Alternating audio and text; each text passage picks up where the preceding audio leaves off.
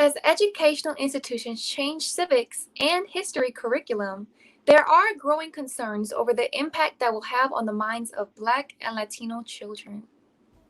Critical race theory is a phrase circulating in academia and now among several conservative lawmakers nationwide who are saying publicly they're against it. But before we look at why they're pushing back on CRT, it's important we first all understand what it is. It started with civil rights leaders as a way to examine certain laws created to oppress people of color and has evolved into an exploration of how racism impacts all professions. That's according to two psychologists writing a book on critical race theory. Governor Ron DeSantis wants to ban it from being taught in Florida schools. In March, he called it an unsubstantiated theory. Instead, he wants to invest $106 million in civics curriculum. But the Lee County NAACP president, James Milwaukee, says the country hasn't made enough progress to do away with critical race theory, also known as CRT. We are not at a point yet in America where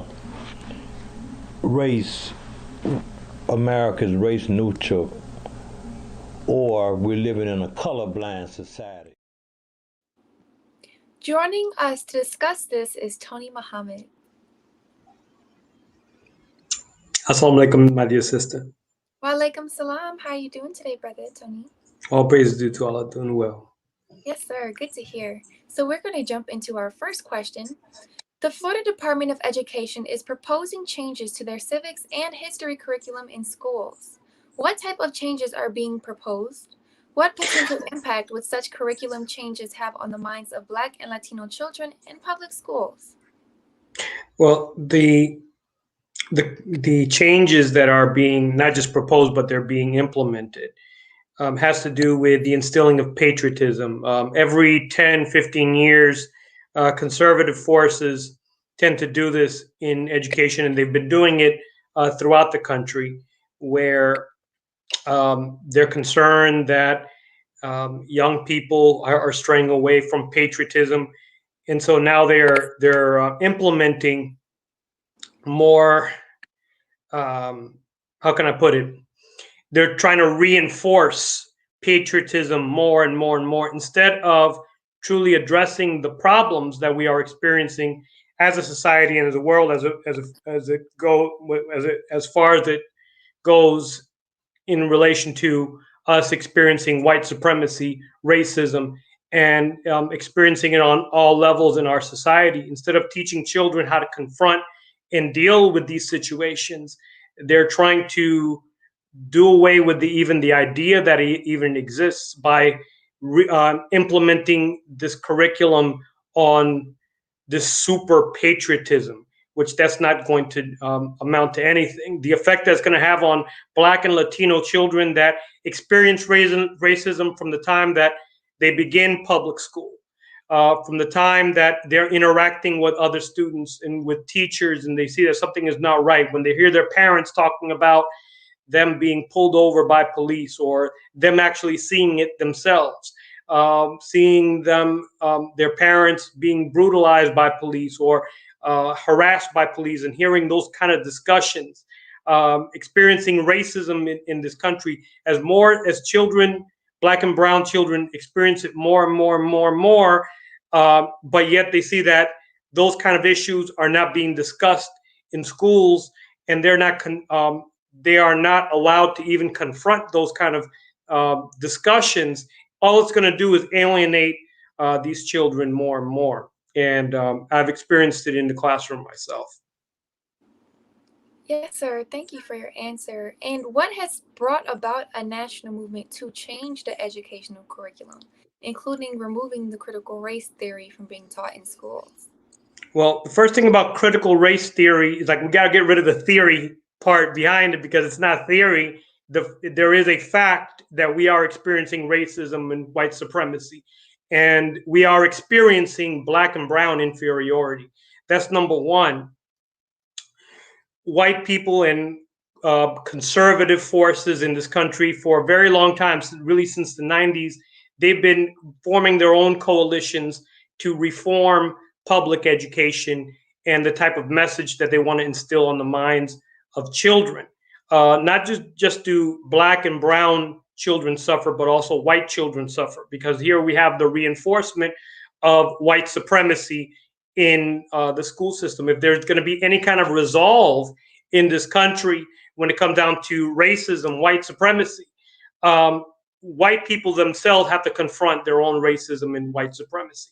So the solution to all of that, we ourselves have to form our own coalitions and combat the forces that are against us, that have our young children, young Black and brown children, look down upon themselves, and not be able to see themselves in the curriculum. See, the Honorable Minister Louis Farrakhan has taught us that the most powerful thing to anyone when a picture is taken is for that person to be able to see themselves in a picture, because then you start seeing the person really get happy, and they see themselves in that picture, like, oh, there I am. But in civics education, if young people don't see themselves, I'm speaking particularly about our children, Black and brown children, if they don't see themselves in the curriculum, if they're hearing all of this theory, and they're hearing all of these concepts that really go over their heads, and they don't see themselves in what's being attempted to instill in them is patriotism, they're not going to get it, and they're not going to even make an attempt to get it. Black psychologists have historically found that when it comes down to Black and particularly Mexican and Puerto Rican children in this country, they don't view their culture as being necessarily opposite of that of white people, but more so against the dominant culture. And so very quickly, they're going to shut down. They're not going to be tuning in, and they're not going to receive anything of substance from a civics education. They're not going to be, when the student is tuned out of anything that is being taught in the classroom, they'd have nothing to benefit. It'll require for us as Black and Latino educators, if you will, that are really conscientious and want to do something about it, to step in and show young people, young Black and brown children, how the curriculum is, how it relates to them, really. Same thing goes for history. Same thing goes for anything that is being taught. Mathematics, because we're the authors of mathematics. When you're dealing with history, there have already been, for the past 20, 30 years, efforts in places like Arizona, in Texas. They've already attempted to whitewash the curriculum, if you will, to a degree where they would brand the slave trade as being a triangular trade, and that Black people were brought here to help white people build this country. And they don't want any kind of discussion about slavery or any ills that took place, any kind of savagery that took place during slavery, and what kind of effect it had on Black people and the indigenous people. Because to do so now, it would be considered to be inciting rebellion on the part of young people. No, when the truth is being hidden from our children, anger settles in inside, and then they just not only rebel from the system, but also from their parents, and they start rebelling against all of the things that are around them, that some of them the intention may be good, but really they're perceiving as everybody being against them. And that's the condition of many of our young people today. I'm sorry for going off on a tangent, dear sister. Oh no, no time. Yes, sir. We appreciate having you here as well. So thank you for that. Thank you, man. But no, I can attest to that. I witnessed it with my own two eyes. And that kind of brings us to our next question. Are the proposed curriculum changes likely to reinforce Black inferiority and promote white superiority? If so, how? Absolutely. Just dealing with my own students, and I mentioned it just a few minutes ago.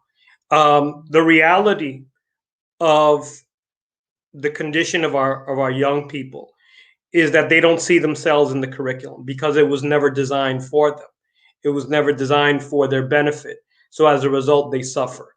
They're not gaining anything from any kind of knowledge about the law because it's not being taught to them how it corresponds to them, how it relates to them. When I've stepped in and I've taught civics education, I've always taught it from an angle where I show them the law and how it corresponds to their everyday reality. If we're not, as educators, if we're not taking the time to show children how it corresponds to their everyday reality, and part of it is dealing with racism and white supremacy and confronting our own Black and brown inferiority. If we ourselves are, if we're not reflecting on our own condition, if young people are not made to reflect on their own condition and how to improve their own condition, then in truth, it just goes over their heads. And when you're talking about any kind of topic of justice, really it becomes like a short circuit in the brain because our young people are not perceiving anything in regards to them experiencing any kind of justice or Black and brown people experiencing any justice, especially when after just a year-long pandemic right now that we've experienced, a year plus really, when we saw the country experience a wave of protests as a result of not just the killing of George Floyd, but multiple Black people and Latinos are also suffering, and other brown people are also suffering. Young people see this. And so if you're talking to them about the way that a justice system works or the way that laws are passed and how all of this is meant to benefit them, no, they themselves they're going to shut down because they don't see how it's really all working. We need a new education for ourselves, by ourselves, that will work for us.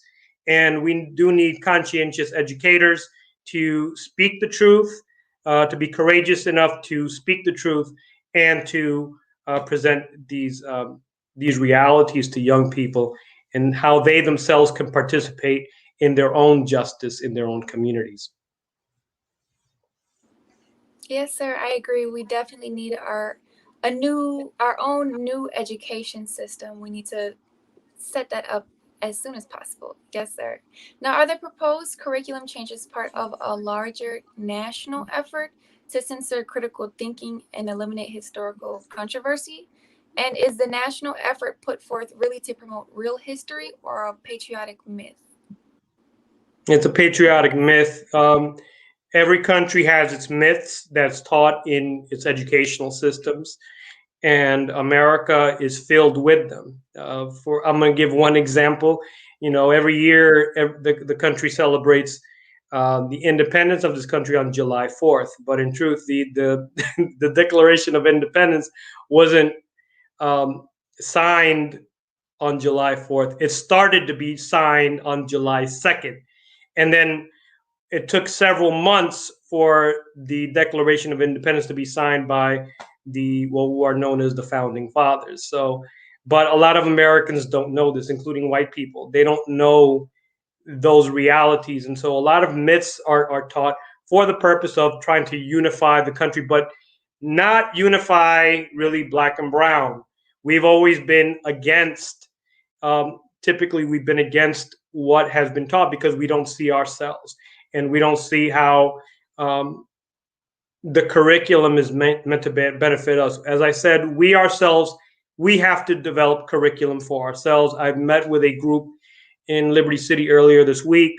Liberty City here in Miami is the area where we have Muhammad Mosque number 29, the 7th regional headquarters. And in that very community, we have some of the lowest literacy rates. We have some of the worst educational conditions as far as our children go.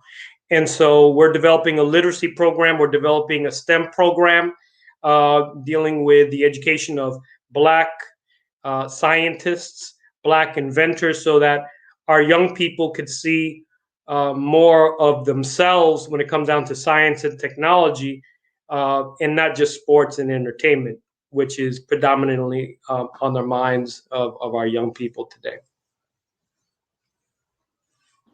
Yes, sir. And now we are going to take a short break and we will be right back. Be a part of the force that powers truth in journalism. go to nnvnews.com/donate.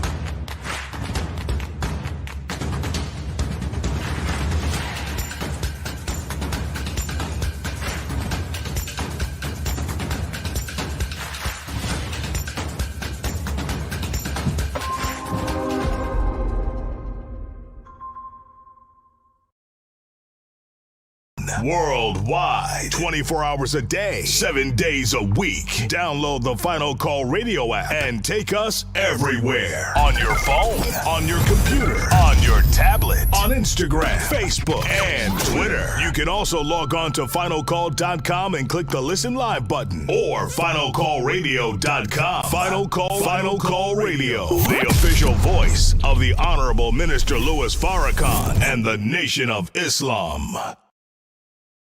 Please share your thoughts with us in the comment section below. Follow us on social media at NNV News, and please subscribe to our YouTube channel at National Network View. I am Anissa Muhammad with nnvnews.com.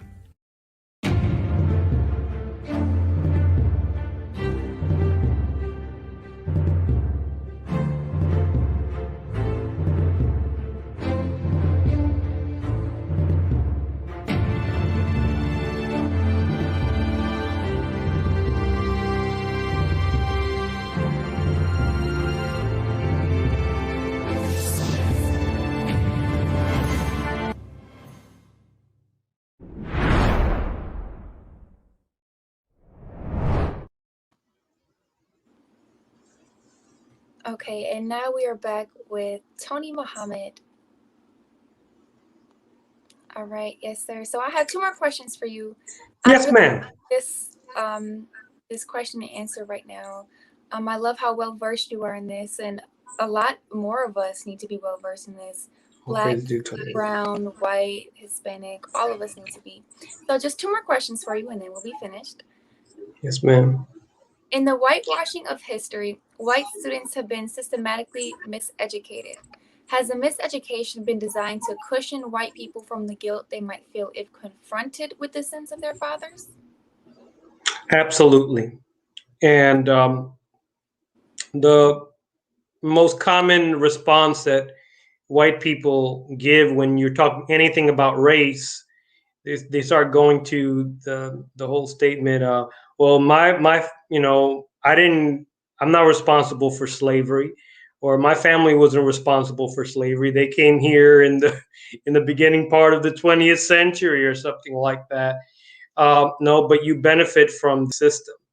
And that's what the Honorable Minister Louis Farrakhan has taught us.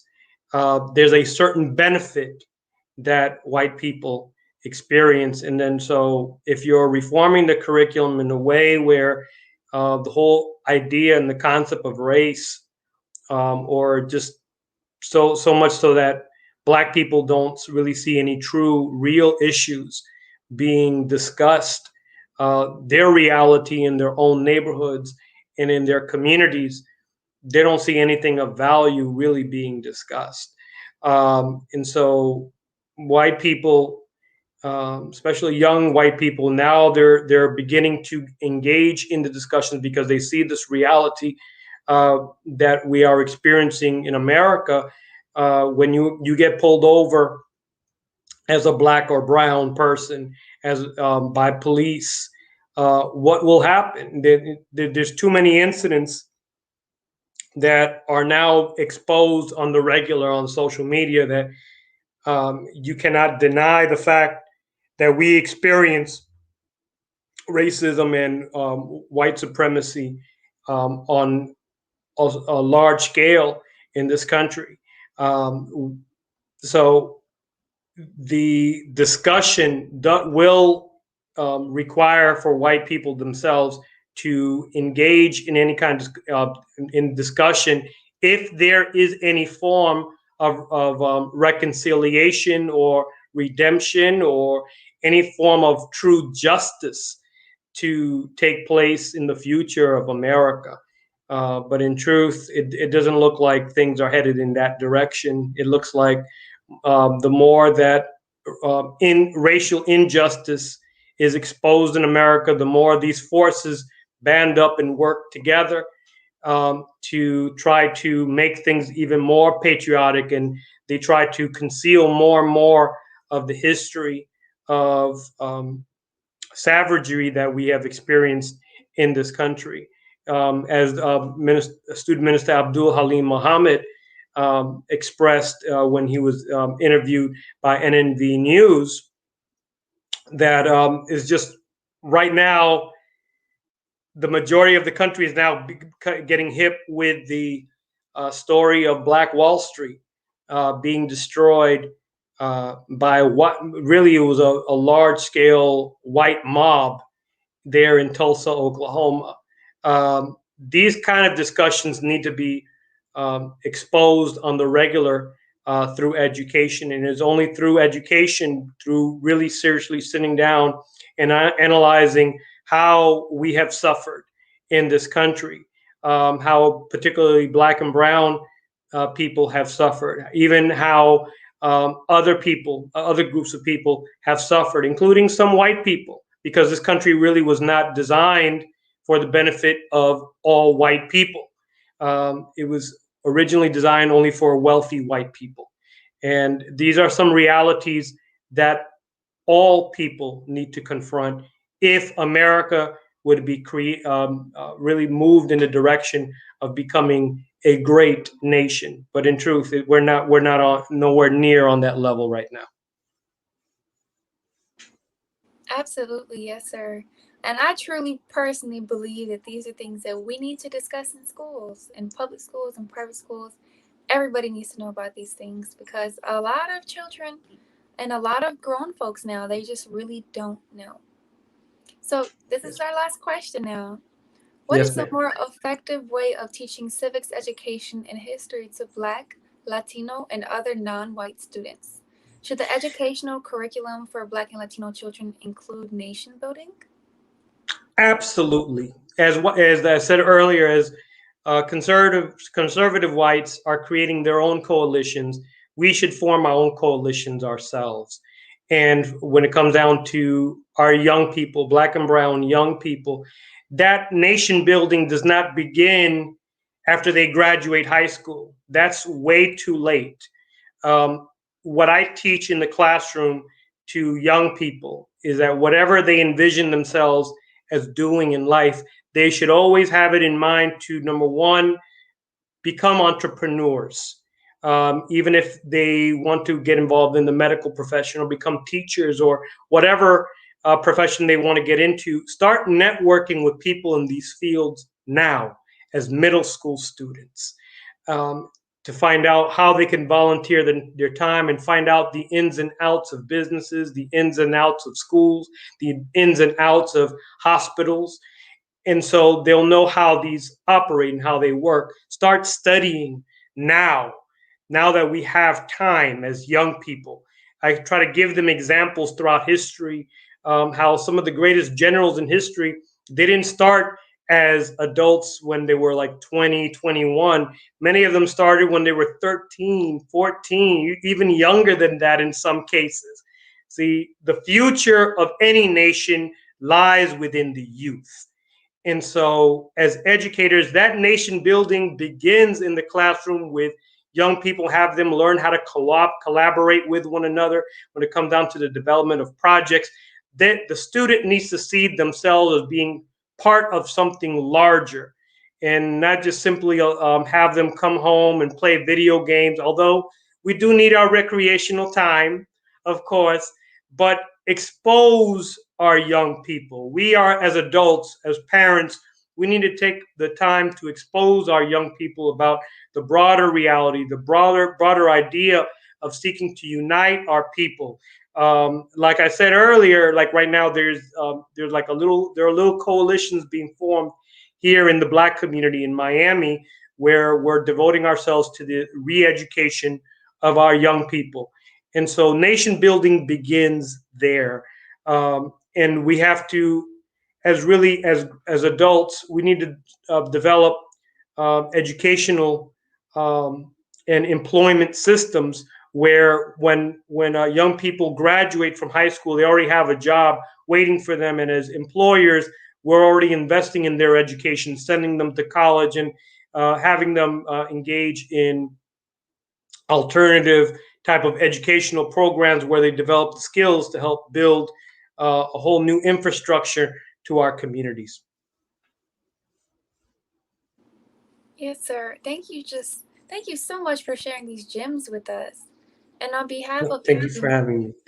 Yes, thank you for joining us today. Thank you for deciding to be a part of the show. We really appreciate it. Appreciate you, my sister. Yes, May Allah sir. bless you. May Allah bless you as well. And thank you all for joining us today and tuning into National Network View News. Please share your thoughts with us in the comment section below. Follow us on social media at NNV News. And please subscribe to our YouTube channel, NNV News. This is Naya Tai with National Network View News. Be a part of the force that powers truth in journalism. Go to nnvnews.com/donate.